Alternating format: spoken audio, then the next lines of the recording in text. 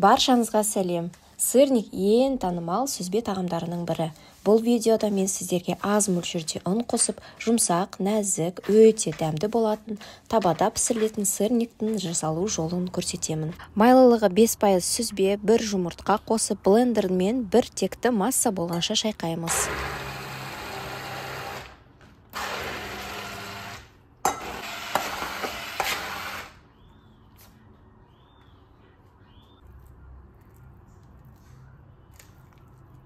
Шым-шым тұз, ұн қосамыз. Сүзбенің ылғалдылығы әр түрлі болуы мүмкін. Сондықтан ұн мөлшері де аз немесе көп қажет болады. Ұнды аздап қосып араластырамыз. Аз мөлшерді қолымызды сулап алып тексереміз. Егер қамыр пішіні жақсы ұстаса, онда бір ас қасық ұн жеткілікті.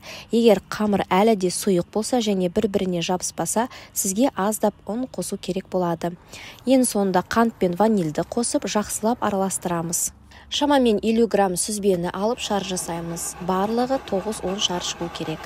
Астына ұн сеуіп, сүзбені орналастырып, бетіне аздап ұн сеуіп, стаканның көмегімен пішінге келтіреміз.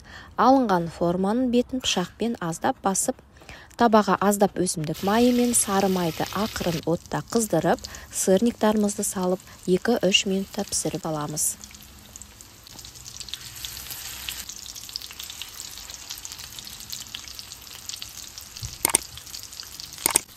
Беті қызарған бетте екінші бетіне ауыстырып, ішкі жағы жақсы пісіп шығу үшін бетін қақпақпен жауып, тағы да 2-3 минут пісіріп аламыз.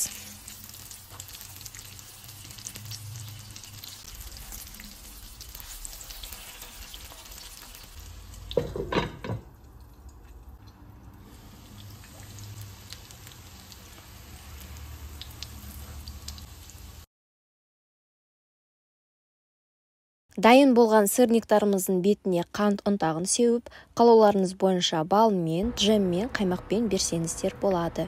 Өте жұмсақ, нәзік және өте дәмді, аз мөлшерді ұнмен бір текті қамыр сүзбелі сырниктарымыз дайын. Астарыңыз дәмді болсын. Ұнаса лайк басып, комментарий жазып, достарыңызбен бөлісіңіздер. Сіздермен бірге болған Айгерім.